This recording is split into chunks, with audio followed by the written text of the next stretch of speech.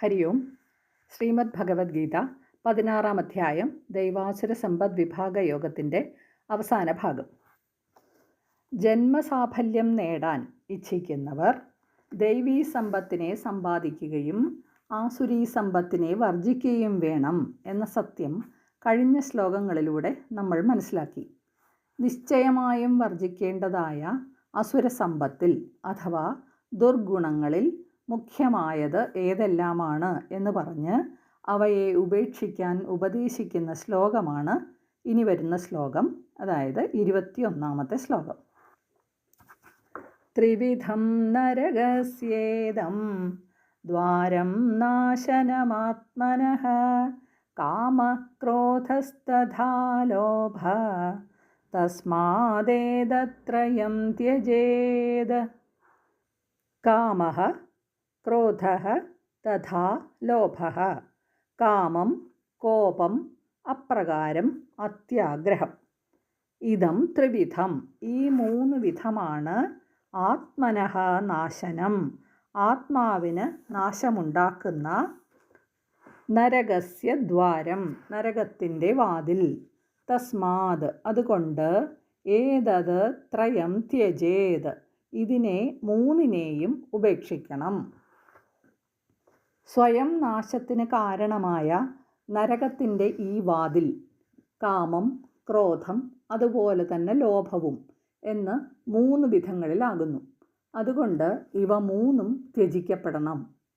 സ്വർഗവും നരകവുമൊക്കെ മനസ്സിൻ്റെ സൃഷ്ടികളാണ്. മനുഷ്യൻ സൃഷ്ടിക്കുന്ന നരകത്തിന് കാരണമാവുന്ന 3 അധാർമിക മൂല്യങ്ങളെ ഇവിടെ ചൂണ്ടിക്കാണിക്കുന്നു. കാമം, ക്രോധം, ലോഭം ഇവയാണ് നരകത്തിൻ്റെ ഈ 3 വാതിലുകൾ. ഇഷ്ടവസ്തുവിൻ്റെ നേരെയുള്ള ചിന്തകളുടെ നിരന്തരമായ പ്രവാഹമാണ് കാമം. ആ പ്രവാഹത്തിന് തടസ്സം വരുമ്പോൾ ക്രോധമുണ്ടാവും.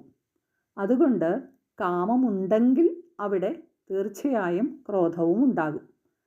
നമ്മുടെ ആഗ്രഹങ്ങൾ നിറവേറാതെ വരുമ്പോൾ മനസ്സ് ക്ഷോഭിക്കും. അപ്പോഴത്തെ മനോവികാരമാണ് ക്രോധം. ഇനി നമ്മുടെ ആഗ്രഹങ്ങൾ ഓരോന്നായി നിറവേറ്റപ്പെടുകയാണെങ്കിലോ വീണ്ടും വീണ്ടും ആഗ്രഹങ്ങൾ പെരുകി പെരുകി വന്നുകൊണ്ടിരിക്കും. എത്ര കിട്ടിയാലും പോരാ എന്ന ഒരു ദുര വർദ്ധിച്ചു വരും. അതിനെയാണ് ലോഭം എന്ന് പറയുന്നത്. ലോഭം പിടിപെട്ടാൽ പിന്നെ സംതൃപ്തി എന്നത് ഉണ്ടാവുകയേയില്ല. ആത്മസംയമനം ഇല്ലാത്ത ഒരുവനെ പിടികൂടുന്ന ഇവ 3ഉം ദുഃഖമുണ്ടാക്കുന്നതാണ്. സത്യത്തിൽ അവൻ ആഗ്രഹിക്കുന്ന വിഷയസുഖം പോലും ഇവ 3ഉം കാരണം അവന് അനുഭവിക്കാൻ പറ്റാതെ വരുന്നു. അപ്പോൾ പിന്നെ ആത്മസുഖത്തെപ്പറ്റി പറയാനുമില്ല. ആത്മാവിന് അനർത്ഥം വരുത്തുന്ന ഇത് 3നെയും ത്യജിക്കണം എന്ന് ഭഗവാൻ ഉപദേശിക്കുന്നു. കാമക്രോധ ലോഭങ്ങൾ വെടിഞ്ഞാൽ എന്ത് സംഭവിക്കും എന്ന് പറയുന്ന അടുത്ത ശ്ലോകം, 22-ാമത്തെ ശ്ലോകം നോക്കാം. ഏതൈർവിമുക്ത കൗന്ദേയ തമോദ്വാരൈസ്ത്രിഭിർനരഃ ആചരത്യാത്മനഃ ശ്രേയ തതോ യാതി പരാം ഗതിം. കൗന്ദേയ, ഹേ അർജുന, തമോദ്വാരൈഹി, ഇരുട്ടിൻ്റെ വാതിലുകളായ, ഏതൈഹി, ഇവ, ത്രിഭിഹി, 3നെയും, വിമുക്തഃ, വേർപെട്ടവനായ, നരഃ, മനുഷ്യൻ, ആത്മനഃ, ആത്മാവിൻ്റെ, ശ്രേയഃ, നന്മയെ ലക്ഷ്യമാക്കി, ആചരതി, പ്രവർത്തിക്കുന്നു, തതഃ, അതിൽ നിന്ന്, പരാം ഗതിം ചയാതി, പരയായ ഗതിയെയും അതായത് മോക്ഷത്തെയും പ്രാപിക്കുന്നു. അർജുന, ഈ 3 നരകവാതിലുകളെയും ഉപേക്ഷിച്ച് മനുഷ്യൻ ആത്മശ്രേയസ്സിനുള്ള സാധനകൾ ചെയ്യുന്നു. അതുവഴി പരമഗതി പ്രാപിക്കുകയും ചെയ്യുന്നു. വിവരക്കേടിൻ്റെ, അജ്ഞാനത്തിൻ്റെ ഫലം നരക അനുഭവമാണ്. അധമയോനികളിൽ ജന്മമെടുത്ത് ദുഃഖപരമ്പരകളിലൂടെയുള്ള ഇരുൾ നിറഞ്ഞ ജീവിതം.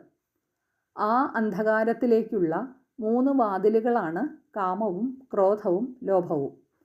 ഇവ 3നെയും വിട്ട് പിന്മാറിയാൽ മാത്രമേ ആത്മശ്രേയസ്സിനെ ലക്ഷ്യമാക്കി പ്രവർത്തിക്കാൻ ഒരാൾക്ക് സാധിക്കുകയുള്ളൂ. കാമം അഥവാ ഇന്ദ്രിയ സുഖത്തിനോടുള്ള ആഗ്രഹവും ക്രോധവും ഒരേ മനോവൃത്തിയുടെ തന്നെ 2 വശങ്ങളാണ്. കാമമുണ്ടെങ്കിലേ ക്രോധമുണ്ടാകൂ. ഈ കാമം തന്നെ അതിര് വിടുന്നതാണ് ലോഭം. എന്ത് കിട്ടിയാലും മതിവരായിക. ഇവയെ കൈവിട്ട് വ്യക്തിക്കും സമൂഹത്തിനും ഒരുപോലെ നന്മ വരുത്തുന്ന ശ്രേയോമാർഗത്തിലേക്ക് കടക്കുക. ഞാൻ ഈ ശരീരമാണ് എന്ന ബുദ്ധിയാണ് ആദ്യം നീങ്ങേണ്ടത്. അതോടെ മമതയും കാമവും നമ്മിൽ നിന്നും താനേ നീങ്ങിപ്പോകും. ഞാൻ ഈ ശരീരം മാത്രമാണ് എന്ന ദേഹാത്മബുദ്ധി ദേഹത്തിനുള്ള ശ്രേയസ് എന്താണെന്ന് മാത്രമേ അന്വേഷിക്കുകയുള്ളൂ. അങ്ങനെയുള്ളവന് അധപ്പതനമാണ് സംഭവിക്കുക. എന്നാൽ അതിൽ നിന്നും മുക്തനായ സാധകൻ ആത്മാവിനെ യഥാർത്ഥ രൂപത്തിൽ അറിഞ്ഞ് ദുഃഖങ്ങളില്ലാതെ പരമാനന്ദത്തിൽ നിലകൊള്ളുന്നു. അടുത്തത് 23-ാമത്തെ ശ്ലോകം. ശാസ്ത്രവിധിമുത്സൃജ്യ വർത്തതേ കാമകാരതഃ ന സ സിദ്ധിമവാപ്നോതി ന സുഖം ന പരാം ഗതിം. യഹ ഏതൊരുത്തൻ ശാസ്ത്രവിധിയെ അല്ലെങ്കിൽ ധർമ്മശാസ്ത്രവിധിയെ ഉത്സൃജ്യ ഉപേക്ഷിച്ചിട്ട് കാമകാരതഃ ഇച്ഛാനുരൂപമായി തോന്നിയ പോലെ പ്രവർത്തിക്കുന്നുവോ സഹ അവൻ സിദ്ധിയെ ന അവാപ്നോതി പ്രാപിക്കുന്നില്ല, ന സുഖത്തെയും പരാം ഗതിം മോക്ഷത്തെയും ന ച പ്രാപിക്കുന്നില്ല തന്നെ. ആരാണോ ശാസ്ത്രവിധിയെ മാനിക്കാതെ തന്നിഷ്ടം കാണിച്ച് നടക്കുന്നത് അയാൾ ജീവിത സാഫല്യം നേടുന്നില്ല. സുഖമോ പരമഗതിയോ ഒന്നും തന്നെ നേടുന്നില്ല. ധർമ്മ അർത്ഥ കാമ മോക്ഷങ്ങളാണ് പുരുഷാർത്ഥങ്ങൾ.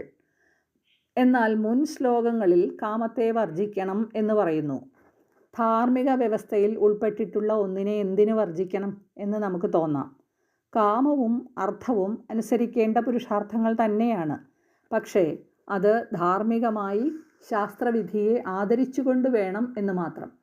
ധർമ്മത്തിൻ്റെ അടിസ്ഥാനത്തിൽ ഉറച്ചു നിന്നുകൊണ്ട് കാമ അർത്ഥ മോക്ഷങ്ങളെ സാധിക്കണം.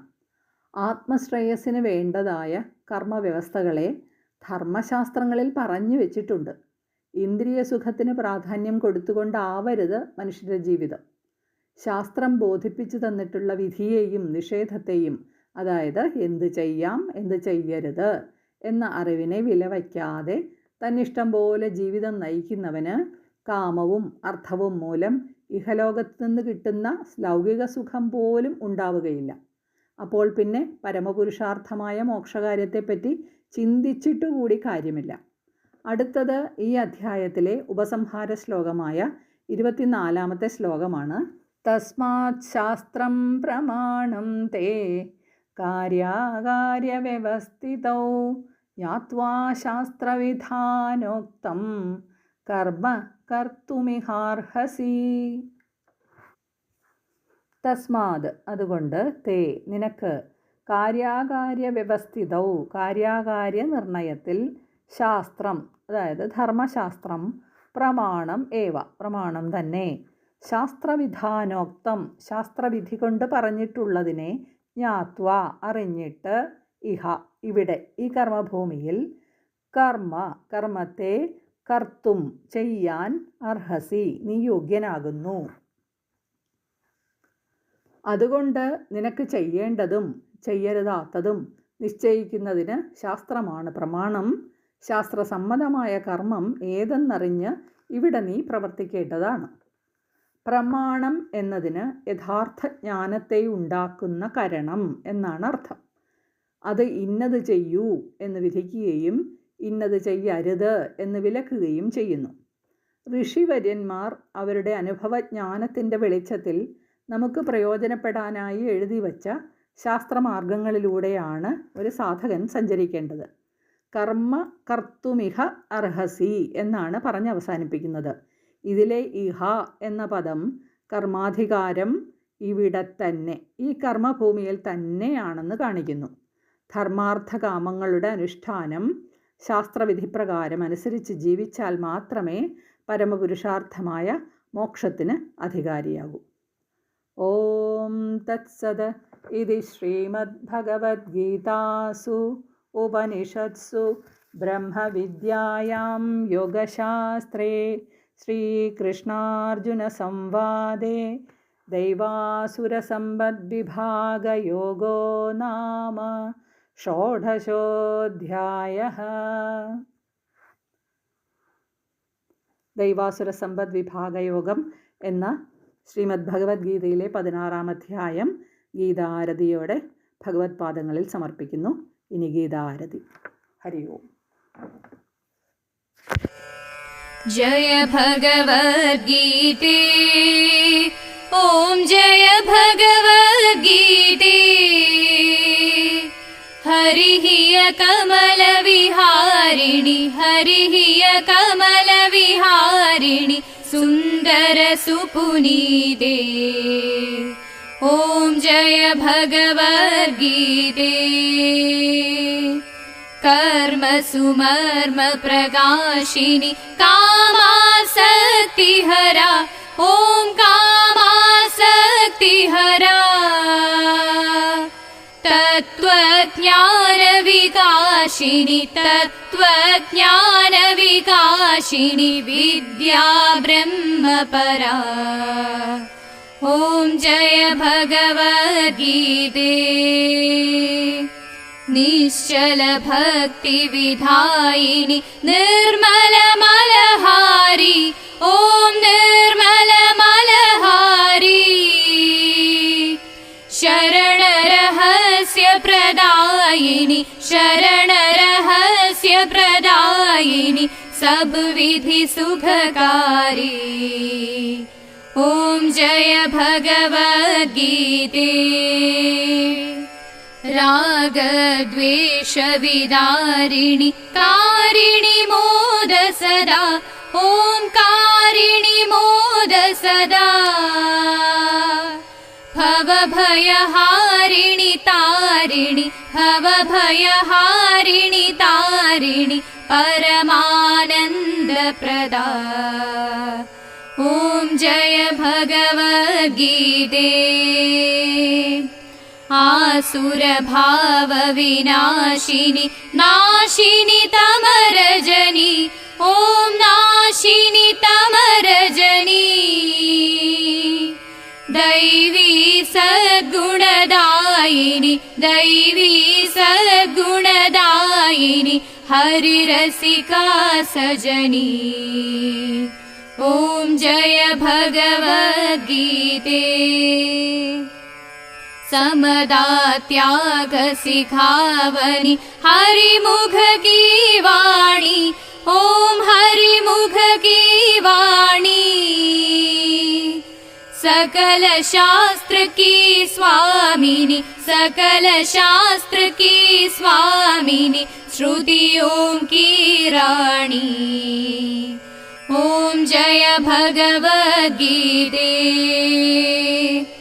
दया सुधा बरसावनी माधु कृपा की जय ॐ माधु कृपा की जय हरिपद प्रेम दान कर हरिपद प्रेम दान कर अपनो कर लीजय ॐ जय भगवद्गीते ॐ जय भगवद्गीते ॐ जय भगवद्गीते.